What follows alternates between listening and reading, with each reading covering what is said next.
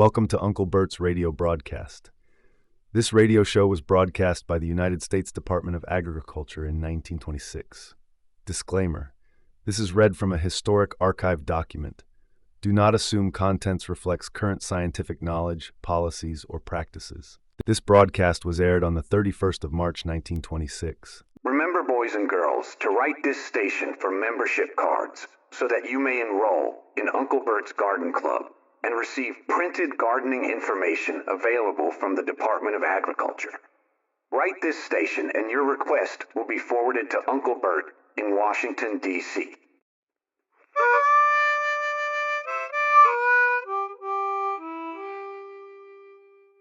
In order that the flower gardens may not be neglected, our broadcast this week will be about flowers that can be grown in the garden and which may be used either for the improvement of the home surroundings or for sale as cut flowers.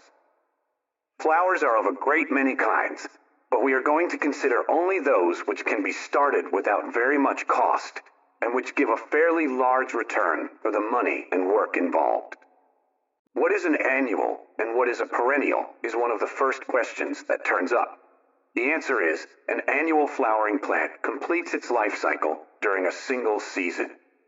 A perennial is one which requires more than one season. We often speak of biennials. These are the plants that require 2 seasons for their growth. A few of the flowers can be grown either as biennials or as annuals. That is, the seed can be sown during the late summer or early fall, and the flowers carried over winter and bloom the following spring. Pansies are a good example.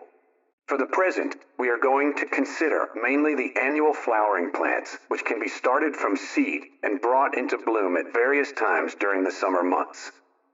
First, let us discuss a few of the very much worthwhile flowering plants which demand special attention. The gladiolus, which has a bulb that can be planted during the early spring, will bloom about midsummer in most sections. Gladioli bulbs are fairly cheap, and there is no plant which will give greater satisfaction for cut flowers. The bulbs can be purchased by the 1,000 or the 100, or even by the dozen, if they are wanted on a small scale. They should be planted just as early as the ground is in good condition to work, and in rows about 18 to 24 inches apart, with the bulbs about 6 inches apart in the rows. The bulbs should be set about 2 inches deep, and the soil should be good, rich garden loam. It is a good idea to plant the gladiolus bulbs where they can be reached by the hose, so that the plants may be watered occasionally if the weather is dry. The gladiolus blossoms or spikes should be cut for the market just about the time that the first flower of each spike opens. At least, they should not be left until more than 2 or 3 of the flowers are open. If cut near the ground and the stems plunged into jars of water, the flowers will open in the house and the spikes will continue to produce fresh flowers for a number of days. Dahlias, another crop of which the roots or tubers are carried through the winter in the cellar or in a cool storage, should be planted in the spring. There is no hurry, however, about planting out the dahlia bulbs because they are a fall flowering plant, and if the planting is delayed in the spring, it holds them back somewhat, and they bloom to better advantage in the fall. The method of planting is to separate the tubers or enlarged roots of last year's growth and place them in the cold frame with about 3 inches of soil over them until they sprout. If too many sprouts are formed, the tubers can either be cut in sections with a sprout attached to each section, or the entire tuber can be planted in the garden and all of the shoots removed except 1 or 2. Another method is to plant the tubers right where they are to grow in the garden, and then thin the shoots so that only 1 or 2 will be left. Dahlias should be set about 3 feet apart in each direction and in a fairly rich soil. It will be necessary to set a stake 4 or 5 feet in height by each plant and tie the plants to the stakes to prevent them from being broken by the wind. Many of the newer varieties of dahlias are especially attractive. In fact, when well grown, their blossoms are simply gorgeous and are very much in demand by the florists during the late summer and early fall. The chrysanthemum is another of the flowering plants that can be carried over from year to year. The hardy varieties may be left outdoors all winter in most localities, especially with a little straw or some other form of protection over them. It is generally necessary to separate the plants and reset them early in the spring. The more tender chrysanthemums can be secured from the florists and set in the garden.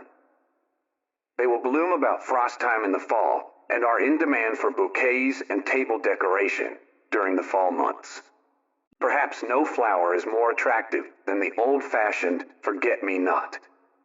It is reasonably hardy and can be grown in the open ground even where it is covered with snow throughout the winter. For cut flowers, forget-me-not plants should be set in rows about 20 or 24 inches apart and 10 or 12 inches apart in the rows. They want a rich soil and plenty of moisture. It will be useless for the boys and girls who cannot arrange to water their gardens to plant forget-me-nots. It goes without saying that roses should be included in the list of flowers for growing in the garden. But the culture of roses is a whole story in itself. Pansies have already been mentioned as being sown in the fall and carried over winter and brought into blossom in the spring. Pansy plants handled in this manner are in great demand during the early spring, and this is a good thought for the boys and girls for next year. The seed should be sown in September, in most localities in a cold frame or in a bed where the plants can be protected by covering them with pine boughs or with coarse straw. The plants sell to best advantage in the spring. After they start to bloom, a dozen plants placed in a small box or basket usually sell for about 75 cents if they are of a fine variety and have large, well-colored blossoms. The old-fashioned zinnia is perhaps the most hardy and one of the most satisfactory of all of the annual plants which can be grown in the garden from seed. The zinnia is rather a coarse flower, but at the same time it makes a great quantity of flowers for cutting. Among those most easily grown are the African and French marigolds. The seeds sown in the garden will produce plants from which an abundance of cut flowers may be secured. The marigolds are about as easy to grow as the zinnia. Candytuft and sweet alyssum, low-growing annuals, furnish an abundance of very attractive flower clusters for use in making table decorations or for filling in florists' designs or pieces. There is nothing more attractive or desirable in the garden than a border of old-fashioned sweet alyssum. It is a plant easy to grow. Then there are the nasturtium, dwarf, and tall.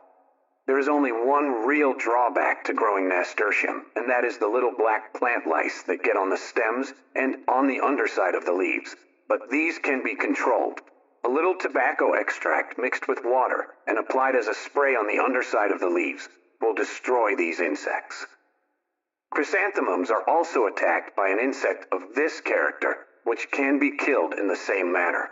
The flowers of the nasturtium, especially if a few of the leaves are mixed with them, make a beautiful centerpiece for the table.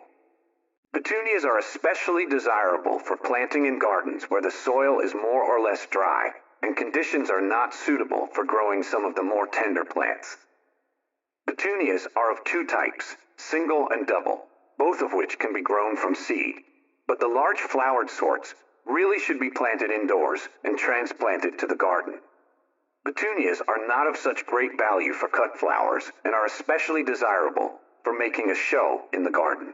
I came near overlooking sweet peas, of which there are a great variety of colors. Sweet peas must be planted early, almost as soon as the frost is out of the ground.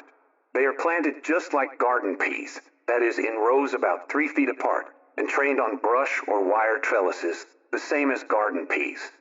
Some growers prefer strings, setting stakes at intervals of every 12 or 15 feet, then running the strings on both sides of the row and letting the peas grow up between the strings.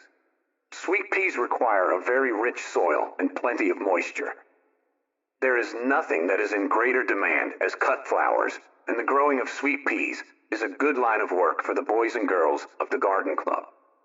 One more old-fashioned flower that I want to mention is the straw flower, or sometimes called immortelles, or everlasting flowers.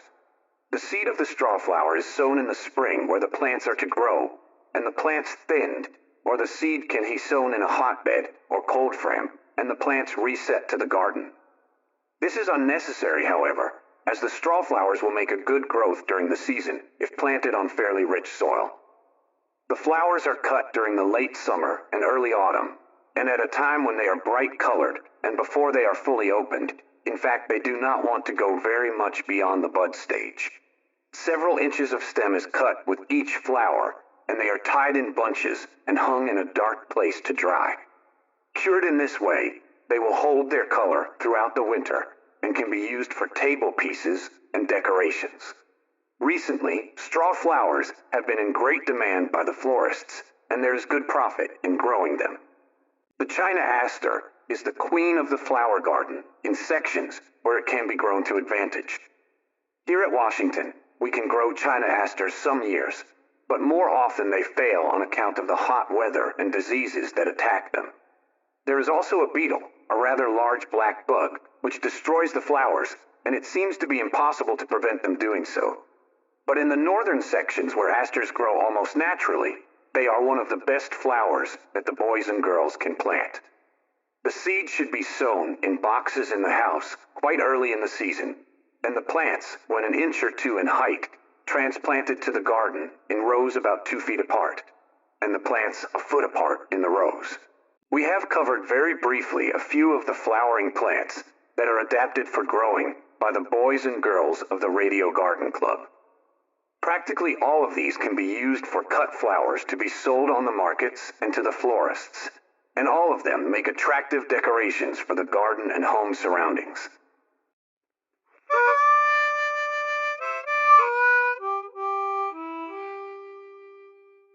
Remember, boys and girls, to write this station for membership cards so that you may enroll in Uncle Bert's Garden Club and receive printed gardening information available from the Department of Agriculture. Write this station and your request will be forwarded to Uncle Bert in Washington, D.C. Until our next lecture, don't forget to giddy up and garden. This production was researched and produced by BreakAway Empire LLC.